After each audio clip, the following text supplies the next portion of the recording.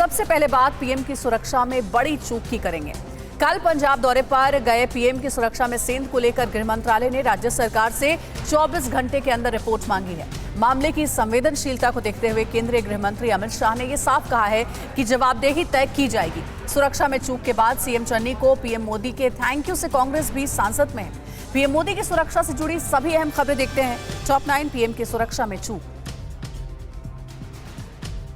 प्रधानमंत्री नरेंद्र मोदी के पंजाब दौरे के दौरान सुरक्षा में चूक पर गृह मंत्रालय ने राज्य सरकार से रिपोर्ट तलब की है। मौसम खराब होने के कारण पीएम जब सड़क मार्ग से बठिंडा से हुसैनीवाला जा रहे थे तो 30 किलोमीटर पहले ही प्रदर्शनकारियों के चलते उन्हें एक फ्लाईओवर पर करीब 15 से 20 मिनट तक रुकना पड़ा। फ्लाईओवर पर खड़े एसपीजी कमांडो और पंजाब पुलिस के अधिकारियों की तस्वीरें वायरल हो गई।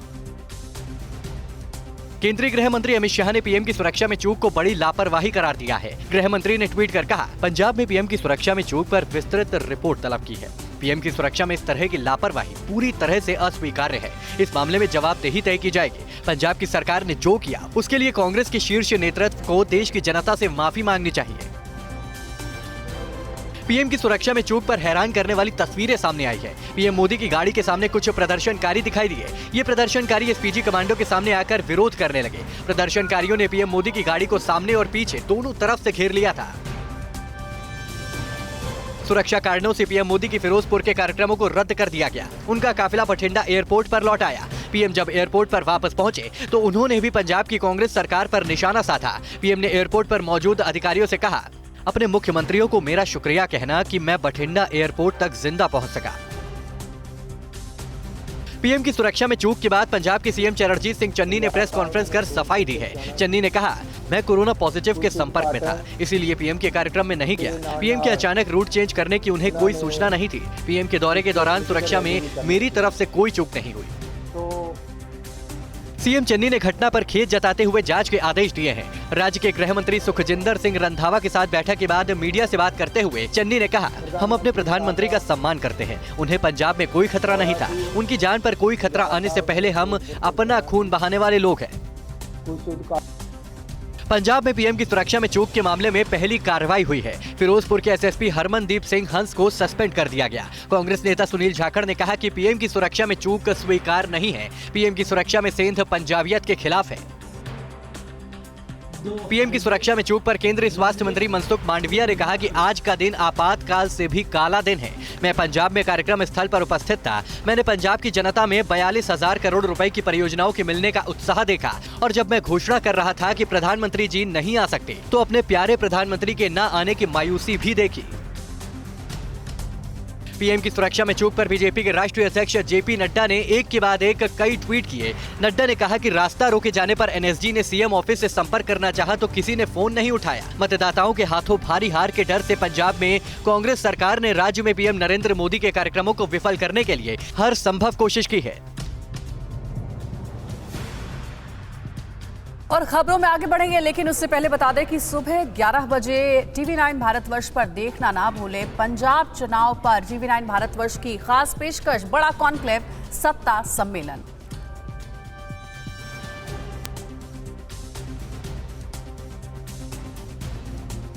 आगे बढ़ रहे पीएम की सुरक्षा में सेंध पर गरमाई सियासत। कांग्रेस ने लगाए कौन से आरोप, बीजेपी ने कैसे किया पलटवार, वीडियो वार के जरिए कांग्रेस और बीजेपी एक दूसरे पर कैसे हैं हमलावर। पीएम की सुरक्षा में सेंध पर कौन है गुनहगार, कटघरे में क्यों है चन्नी सरकार। पीएम की सुरक्षा पर हो रही राजनीति से जुड़ी सभी अहम खबरें देखिए टॉप 9 साजिश या सियासत।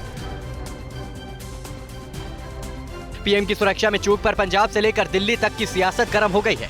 सीएम चन्नी ने रैली में भीड़ नहीं जुटने पर सुरक्षा में चूक का बहाना बनाने का आरोप लगाया है। वहीं कांग्रेस प्रवक्ता रणदीप सुरजेवाला ने ट्वीट कर कहा, रैली रद्द होने का कारण खाली कुर्सियां रहीं, यकीन न हो तो देख लीजिए। राजस्थान के सीएम अशोक गहलोत ने कहा कि पीएम की सुरक्षा में चूक गंभीर मामला है, लेकिन उन्होंने पंजाब सरकार को क्लीन चिट दी है। गहलोत ने ट्वीट किया, पूर्व में भारत के 2 प्रधानमंत्रियों इंदिरा गांधी और राजीव गांधी की हत्या हो चुकी है, जिसके बाद प्रधानमंत्री की सुरक्षा की पूरी जिम्मेदारी एसपीजी को दी गई। बीजेपी प्रवक्ता संबित पात्रा ने एक वीडियो ट्वीट कर सीएम चन्नी और पंजाब पुलिस पर निशाना साधा है। पात्रा ने लिखा कि पंजाब के मुख्यमंत्री 10,000 सुरक्षा कर्मी लगाने की बात कर रहे थे। क्या यही है 10,000 सुरक्षा कर्मी जिसे पीएम की सुरक्षा में लगाया गया था? वो पंजाब पुलिस तो प्रोटेस्टर्स के साथ चाय पीने में लगी थी। बीजेपी ने पीएम की सुरक्षा में चूक के बाद एक वीडियो जारी किया है और लिखा कि समझिए प्रधानमंत्री श्री नरेंद्र मोदी पर हमले की क्रोनोलॉजी। पीएम की सुरक्षा में चूक पर बीजेपी ने कांग्रेस पर साजिश का आरोप लगाया है।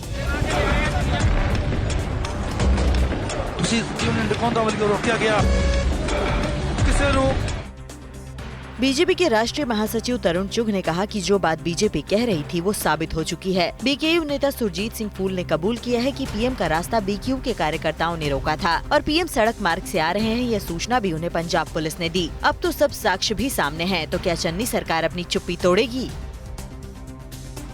यूपी के सीएम योगी आदित्यनाथ ने पीएम की सुरक्षा में चूक को पंजाब सरकार की शरारतपूर्ण साजिश बताया है। कहा कि ये पंजाब में व्याप्त अराजकता और दुर्व्यवस्था का जीता जागता उदाहरण है। पंजाब के अंदर व्याप्त अराजकता और दुर्व्यवस्था एक जीता जागता उदाहरण है। कांग्रेस शासित पंजाब की सरकार को देश की जनता से इस बात के लिए माफी मांगनी चाहिए। पंजाब की घटना पर मुख्यमंत्री शिवराज सिंह चौहान ने कांग्रेस पर निशाना साधा है। कहा, ईश्वर का धन्यवाद है कि मोदी जी सुरक्षित हैं, वरना कांग्रेस सरकार और गांधी परिवार ने कोई कसर नहीं छोड़ी थी। भगवान को धन्यवाद तो उनका जीवन सुरक्षित है, वरना कांग्रेस की सरकार और गांधी परिवार ने तो कोई कसर नहीं छोड़ी थी। पीएम मोदी की सुरक्षा में चूक के बाद बीजेपी हमलावर है। केंद्रीय मंत्री स्मृति ईरानी ने प्रेस कॉन्फ्रेंस कर कहा कि कांग्रेस के खूनी इरादे नाकाम हुए। पंजाब की पुण्य धरती पर कांग्रेस के खूनी इरादे नाकाम रहे। हमने बार बार कहा, नफरत मोदी से कांग्रेस को है, हिसाब हिंदुस्तान से और हिंदुस्तान के प्रधानमंत्री से ना कीजिए। मोदी के काफिले में सुरक्षा चूक की घटना के बाद पंजाब के पूर्व सीएम अमरिंदर सिंह ने राज्य में राष्ट्रपति शासन लगाने की मांग की। अमरिंदर ने कहा कि चरणजीत सिंह चन्नी के नेतृत्व वाली सरकार राज्य में कानून व्यवस्था सुनिश्चित करने में पूरी तरह विफल रही है। और एक हफ्ते में देश में कोरोना की तीसरी लहर के दस्तक देने के बाद संक्रमितों की संख्या बेतहाशा रफ्तार से बढ़ रही है। 2 दिनों में नए केस करीब 2 गुने हो चुके हैं। पिछले 24 घंटे की बात करें तो करीब 90,000 नए केसेस मिले हैं। कोरोना के साथ ओमिक्रॉन की चपेट में आने वालों की संख्या भी तेजी से बढ़ रही है। बिहार के सीएम नीतीश कुमार के सरकारी निवास पर भी कोरोना विस्फोट हुआ है। कोरोना महामारी से जुड़ी सभी अहम खबरें देखते हैं टॉप 9 ओमिक्रॉन अलर्ट।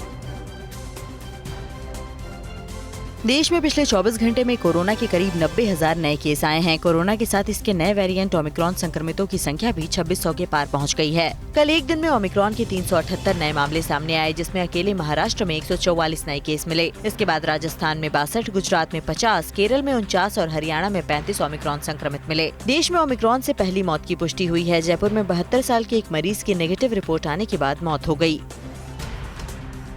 महाराष्ट्र में कोरोना जिस रफ्तार से फैल रहा है, उसको देखते हुए अगले कुछ दिनों में हर दिन आने वाले नए केसों की संख्या 50,000 तक भी पहुंच जाएगी। राज्य में कल 26,500 से ज्यादा नए केस मिले हैं। मुंबई के हालात और ज्यादा चिंताजनक बनते जा रहे हैं।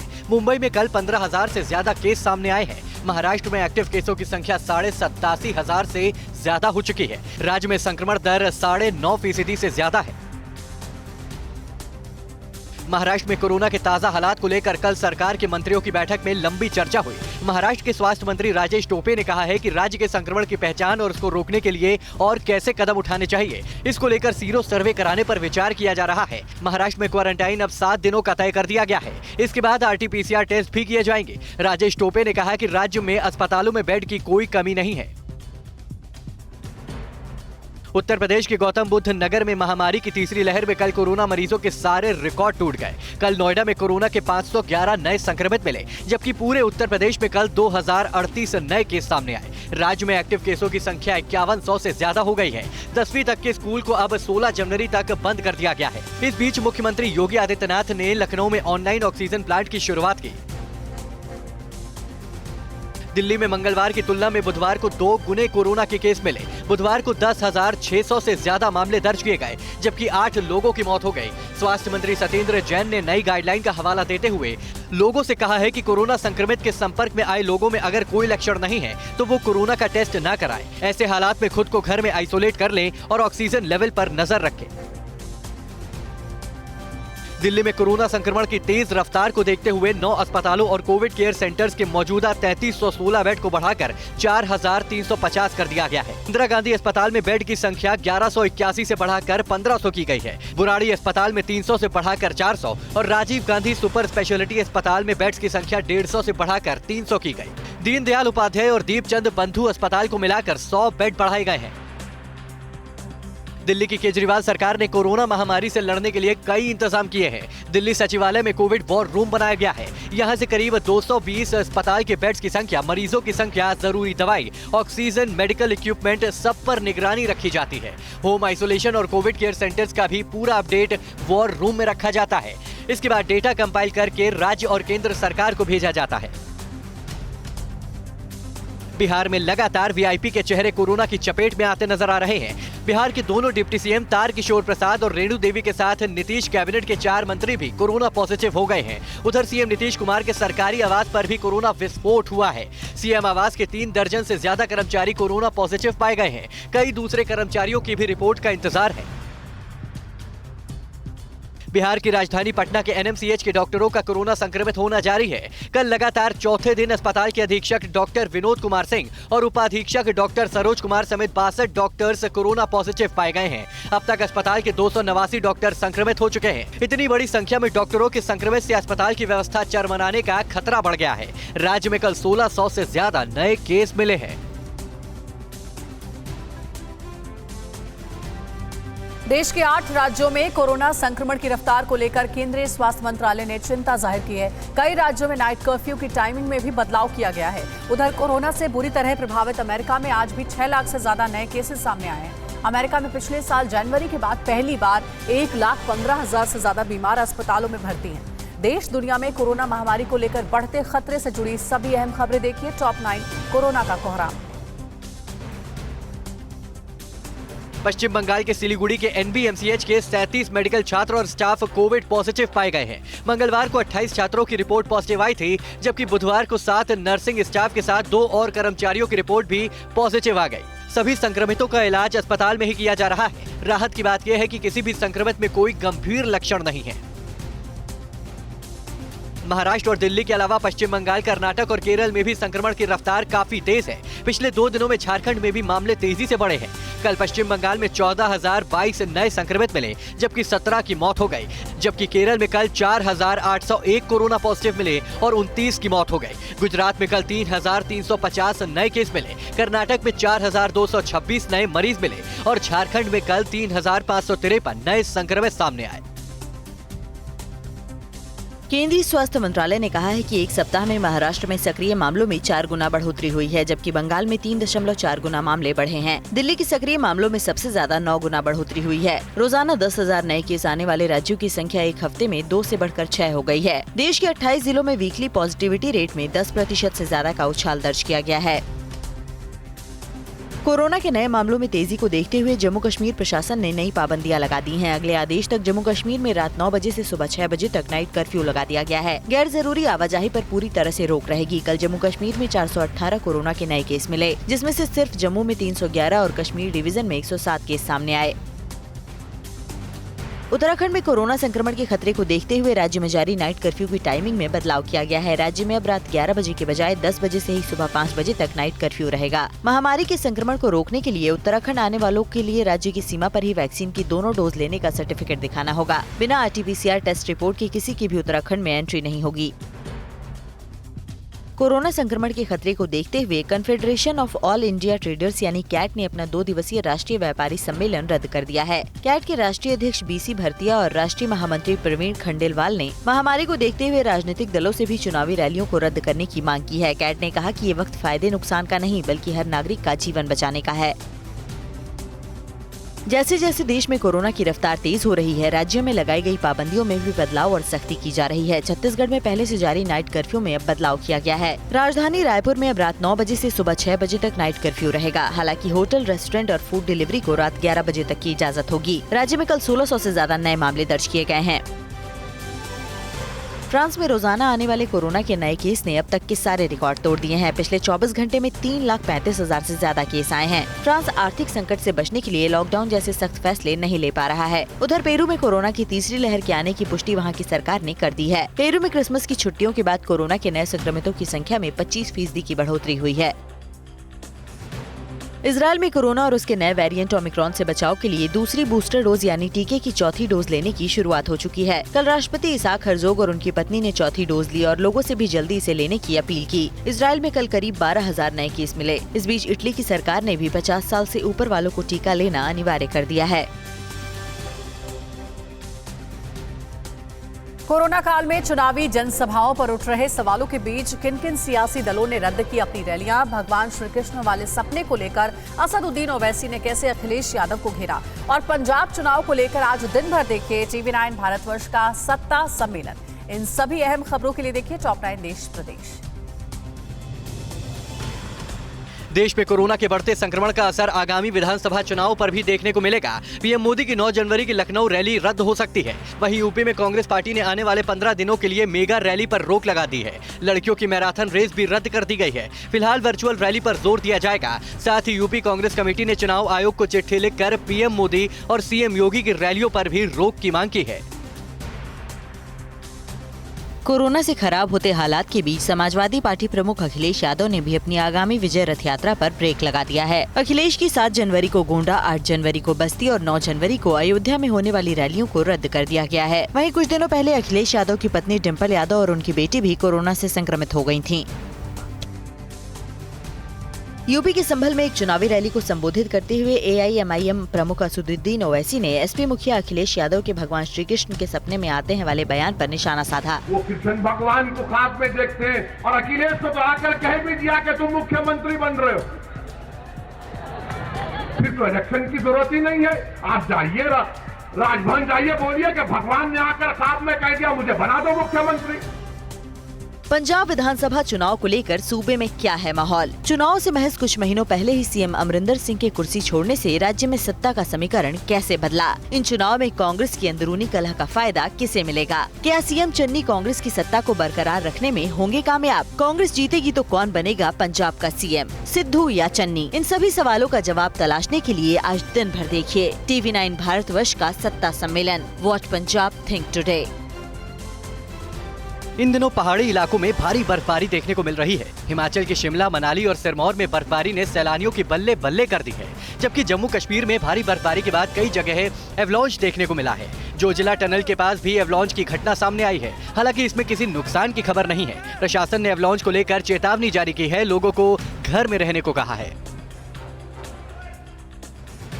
पहाड़ी इलाकों में बर्फबारी का असर मैदानी इलाकों में भी देखने को मिल रहा है। राजधानी दिल्ली समेत पूरे NCR में कई जगहों पर बूंदाबांदी हुई है। हाड़ कपा देने वाली ठंड ने गरीब और बेसहारा लोगों की मुसीबतें बढ़ा दी हैं। दिल्ली में हजारों लोग इस कड़कड़ाती सर्दी में खुले आसमान के नीचे रात गुजारने को मजबूर हैं।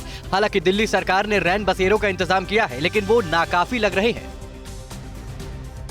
उत्तर प्रदेश के आगरा में पुलिस ने घर में बंधक बनाकर लूटपाट करने वाले एक बदमाश को मुठभेड़ में घायल होने के बाद धर दबोचा। सोनू पंजाबी उर्फ रोहित नाम के इस बदमाश से पुलिस ने करीब 5.5 लाख रुपए, एक तमंचा और जिंदा कारतूस बरामद किया है। आगरा के थाना कमला नगर इलाके की एक महिला ने घर में बंधक बनाकर लूटपाट का मामला दर्ज कराया था, जिसके बाद पुलिस ने ये कार्रवाई की। और अब न्यूज टॉप 9 में आगे बढ़ते हैं। क्या फिर से देश की GDP पर भारी पड़ेगी कोरोना की लहर? क्या अब दूध की कीमतों में होगा इजाफा? सीमेंट के दाम क्यों बढ़ गए हैं? बिजनेस, मैन्युफैक्चरिंग और आर्थिक गतिविधियों से जुड़ी बड़ी खबरों के लिए देखिए मनी 9।